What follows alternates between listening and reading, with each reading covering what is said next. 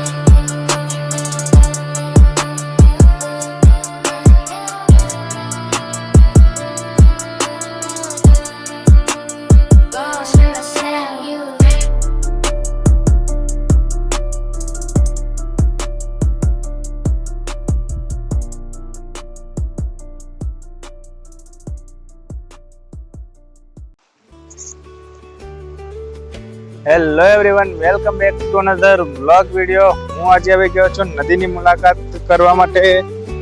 આ નદી આપણે દાહોદ વિસ્તારમાં જ આવેલી છે. મારા દાહોદના ભાઈઓ છે કે આ નદીનું લોકેશન મને કમેન્ટમાં કહેજો કે કઈ જગ્યા પર આવેલી છે. થોડી ઘણી મેં તમને હિન્ટ આપી દઉં. આ નદી મારા મામાના ગામમાં છે, તો તમે ટૂંકમાં કહી દીધું કે આ નદી કઈ જગ્યા પર છે. બરાબર, હું આવ્યો છું મામાના ઘરે દાહોદ.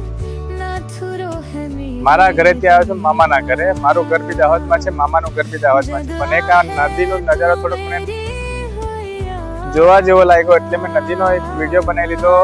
અને તમે આ નજારાને જોઈને મને કહેજો કે આ નદી કઈ જગ્યા પર આવેલી છે.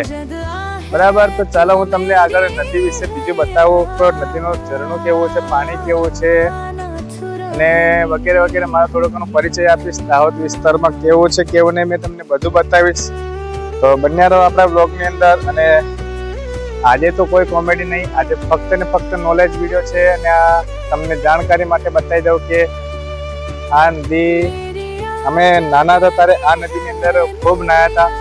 ને આજે મારી જૂની યાદો તાજી થઈ ગઈ છે. તો હું તમને બરાબર અમે નાના હતા ત્યારે આ જ નદીમાં નાહવા આવતા હતા. જ્યારે અમે 7-8 વર્ષની ઉંમર હતી ત્યારે અમે મામાના ઘરે જ રહેતા હતા.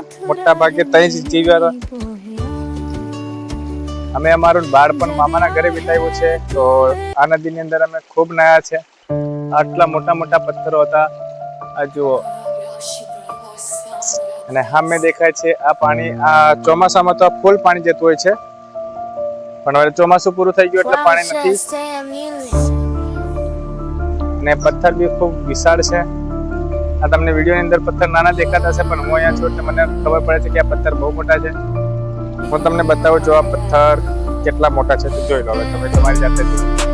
આ પથ્થર કેટલા મોટા છે, જો દેખાય છે ને.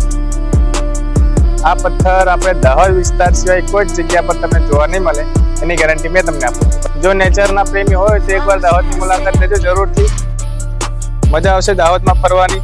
અહીંયા ખૂબ નેચર છે, ખૂબ જ માત્રામાં ઝાડવા છે, પથ્થરો છે, પાણી છે, ઝરણા છે, વગેરે વસ્તુ તમને જોવા મળશે. અને એ ખાલી ને ખાલી દાહોદમાં જ,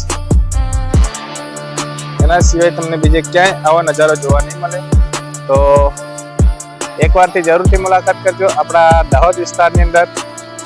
બરાબર, દાહોદ વિસ્તારમાં ખૂબ ઘણું જોવાલાયક સ્થળો છે. મેં તમને નેક્સ્ટ વિડીયોની અંદર બતાવીશ કેવા કેવા સ્થળો છે આદિવાસી વિસ્તારમાં, શું છે કેવું નહીં, બધું જ બતાવીશ. ત્યાં સુધી બન્યા રહો આપણા બ્લોગની અંદર અને સપોર્ટ કરતા રહો. ઉમ્મીદ રાખું છું કે તમે મને સપોર્ટ કરશો. મને સપોર્ટ કરજો અને બને તો આપણી ચેનલને સબસ્ક્રાઈબ કરી દેજો. બીજું કે આપણા વિડીયોને લાઈક કરી દેજો અને નાનકડી કમેન્ટ કરીને કહી દેજો કે આ લોકેશન કઈ જગ્યા પર આવેલું છે. મારા દાહોદ વિસ્તારના ભાઈઓ હોય એ કમેન્ટ કરીને જરા જણાવજો કે નદી કઈ જગ્યા પર આવેલી છે. મેં તમને હિન્ટ તો આપી દીધી છે કે આ નદી મારા મામાના ઘરે છે, તો જરા જરૂરથી કહેજો કે કઈ જગ્યા પર છે. અમે અમારું બાળપણ અહીંયા જ વિતાવ્યું છે. જવાની તો અમે જતા રહ્યા હતા વડોદરા કાં તો રાજકોટ. બરાબર, પણ અમારું બાળપણ અહીંયા જ જીવા છે, એમને ખબર છે. અહીંયા પબ્લિક મોટા ભાગે અમારા અમે પહેલા હતા નાના, આ પથ્થર પર બેસીને અમે નાતા હતા.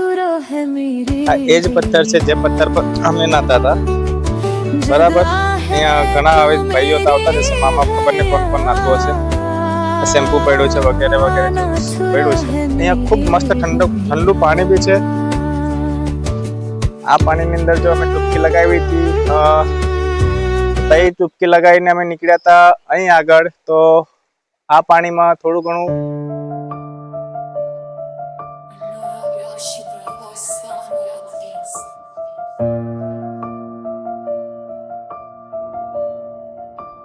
Wow, just damn music.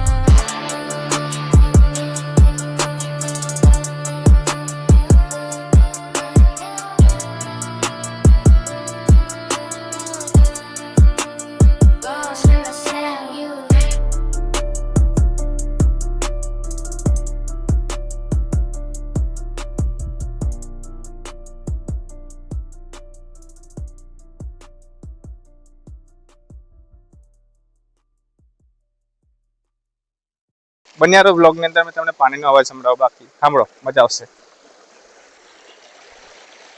તો આપણા બ્લોગ ની અંદર બન્યા રહો. મેં તમને વિડીયો તો તમને ચાલો પાણીનો અવાજ સંભળાવો, કેવો હોય છે પાણીનો અવાજ તે.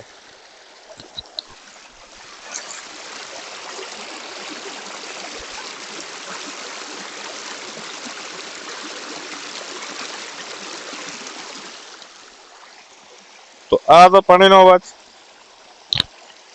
અને પાણીનો અવાજ મને ખૂબ જ ગમે છે, કેમ કે બાળપણ જ પાણીમાં વિતાવ્યું છે, તો પછી અવાજ કમ ના ગમે. મેં આવ્યો છું દાહોદ, 2-4 દિવસ જ થયા છે. રહીશ હજી થોડા 2-4 દિવસ રોકાઈશ. ત્યાં સુધી મેં તમને બહુ સારો નજારો બતાવી દઈશ. ને હા, તમને ખાસ જણાવવાનું છે કે અહીંયા આગળ પથ્થર વ્હાઈટ કલરના હોય છે. જો આ પથ્થર વ્હાઈટ કલરના છે. અહીંયા આગળ મેં તમને બતાવી દઉં કે આ પથ્થર છે ને વ્હાઈટ કલરના છે. ભલે તમને દેખાતા નહીં, હું તમને બતાવી દઉં. જો આ પથ્થર વ્હાઈટ છે. અને હા, કે આ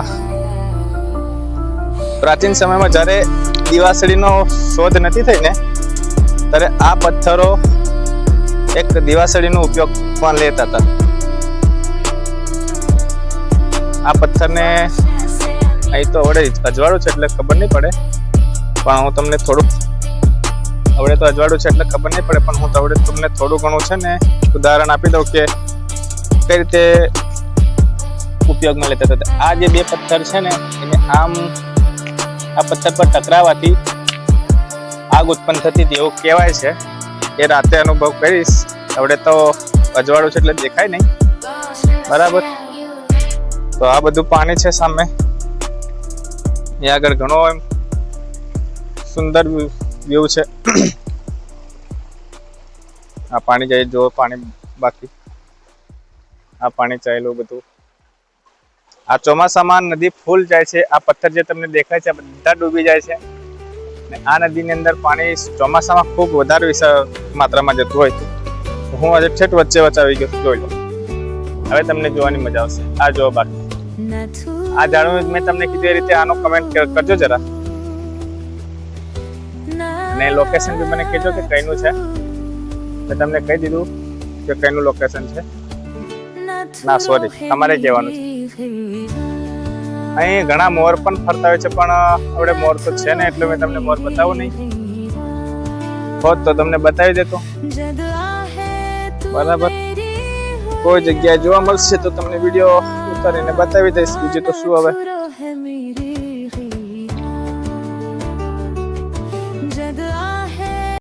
હેલો મિત્રો, આપણી ચેનલને સબસ્ક્રાઇબ કરી દેજો, બેલ આઇકનને ઓલ પર કરી દેજો, અને હા બને તો 2-4 મિત્રોને શેર પણ કરી દેજો. તો મળીએ ચલો નેક્સ્ટ બ્લોગની અંદર. ત્યાં સુધી જય માતાજી, જય શ્રી રામ, જય જોહાર. અને હા, કમેન્ટમાં લખી દેજો જય જોહાર, આદિવાસી ભાઈઓ માટે ખાસ. ચાલો બાય.